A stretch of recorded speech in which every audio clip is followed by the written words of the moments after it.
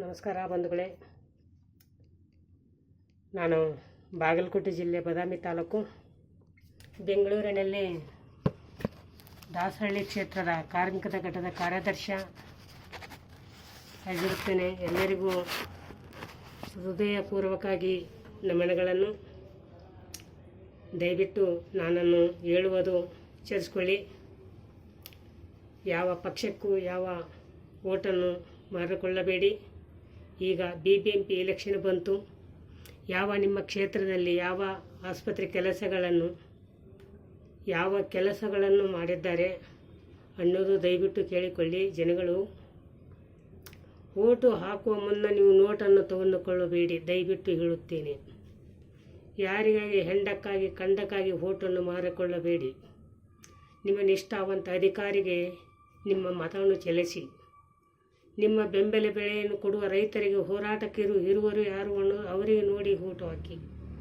ರೈತರ ಉಸಿರು ರೈತರ ಬೆನ್ನೆಲುಬು ಅಂತ ಹೇಳುತ್ತಾರೆ. ರೈತರ ಉಸಿರು ರೈತರ ಬೆನ್ನೆಲುಬು.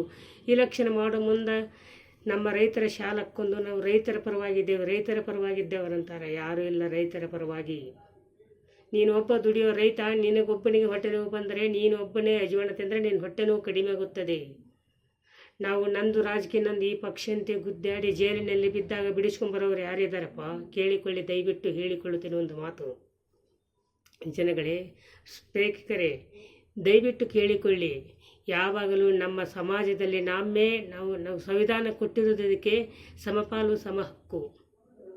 ಬೇರೆ ವಿಷಯವನ್ನು ಮಾತನಾಡಕ್ಕೆ ಹೋದರೆ ದೇವರನ್ನು ನೋಡಿಕೊಳ್ಳುತ್ತಾನೆ.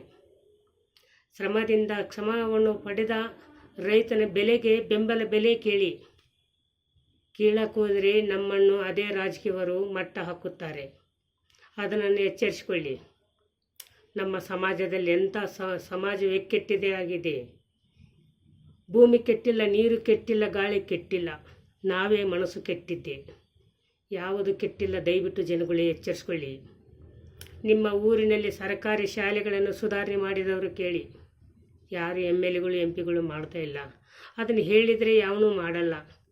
ತಮ್ಮ ಬಯಸ್ಸನ್ನು ತಾವೇ ಮಾಡಿಕೊಳ್ಳುತ್ತಾರೆ. ಒಂದು ಸರ್ಕಾರಿ ಆಸ್ಪತ್ರೆಯಲ್ಲಿ ಹೋಗಿ ಕೇಳಿ. ಒಂದು ಇಂಜೆಕ್ಷನ್ ಅಂತ ತೊಗೊಂಬ ಅಂದರೆ ರೇಷನ್ ಕಾರ್ಡ್ ತೊಗೊಂಬ ಅಂತಾರೆ. ಯಾರಿಗಾದರೂ ಆಗುತ್ತಪ್ಪ ಹೇಳಿ. ನೀವೇ ದಯವಿಟ್ಟು ಜನಗಳು ಎಚ್ಚರಿಸ್ಕೊಳ್ಳಿ. ಇದನ್ನು ಹೇಳಿಕೊಳ್ಳುವುದು ಯಾಕೆ ಇಂಥ ಉದ್ದೇಶ ಹೇಳ್ತಾ ಇದ್ದೀನಂದರೆ, ಎಲ್ಲರೂ ಎಚ್ಚರಿಸ್ಕೊಂಡು ನಮ್ಮ ಸಮಾಜದಲ್ಲಿ ಒಂದಾಗಿ ಬಾಳಿ, ಒಂದಾಗಿ ಸಮಾಜವನ್ನು ಕಟ್ಟೋಣ ಬನ್ನಿ, ಗುರಿ ಮುಟ್ಟೋಣ ಬನ್ನಿ. ಎಲ್ಲರೂ ಒಂದು ಶಿಕ್ಷಣವೇ ಭಾರತೀಯನ್ನು ಆಗಿ ನಮ್ಮ ಸಂವಿಧಾನ ಕೊಟ್ಟಿರೋದು ಸಂವಿಧಾನವನ್ನು ಉಳಿಸೋಣ ಬನ್ನಿ ನಮ್ಮ ಜನಗಳಿಗೆಲ್ಲರಿಗೂ ದಯಮಾಡಿ ಕಳೆಯಲ್ಲಿ ಕೇಳಿಕೊಳ್ಳುತ್ತೇನೆ. ಜೈ ಹಿಂದ್, ಜೈ ಕರ್ನಾಟಕ ಮಾತೆ, ಜೈ KRS ಪಕ್ಷ.